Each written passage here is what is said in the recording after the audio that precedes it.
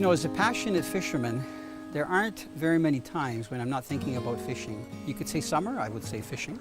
You would say bugs, mosquitoes, I'd say fishing. You say frogs, I say bass. You know why? Because one of my favorite ways to fish for largemouth bass especially is to use frogs and to fish in heavy weeds. Now when I say frogs, I don't mean a real frog. I mean frogs that I can cast into heavy vegetation like lily pads and clumps of weeds. A good plastic weedless frog enables you to cast really far, so it must have some kind of a weight in it.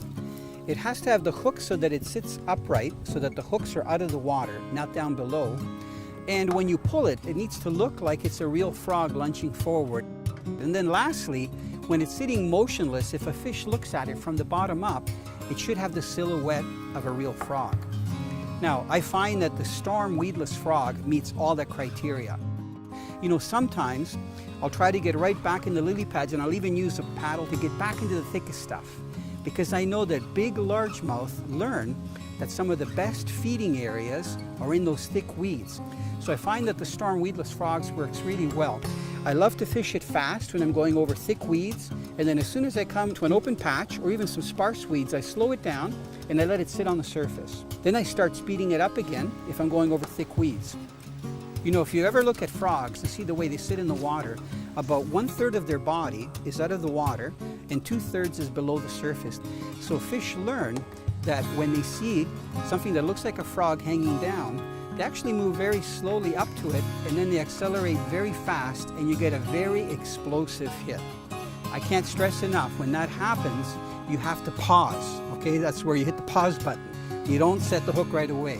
I tell people, you don't set the hook with the hit that you see with your eyes. You set the hook when you feel the fish on with your rod. And because these weedless frogs have pretty large hooks, you have to put a lot of pressure on the fish and keep driving that hook so it goes past the barb. Once the hook is into the barb, even if the fish takes you down in the weeds, if you've set the hook past the barb, the fish will still be on.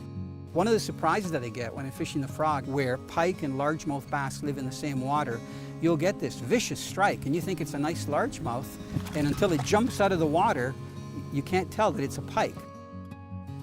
Next time when you're hot because it's really warm out and there's lots of bugs out and you're on a lake that has a lot of vegetation and weeds where a lot of people don't even go near, grab those plastic frogs, head out to some of the thickest weeds and start working those weeds on the surface. You'll be amazed at how aggressive those fish hit and how plentiful they are.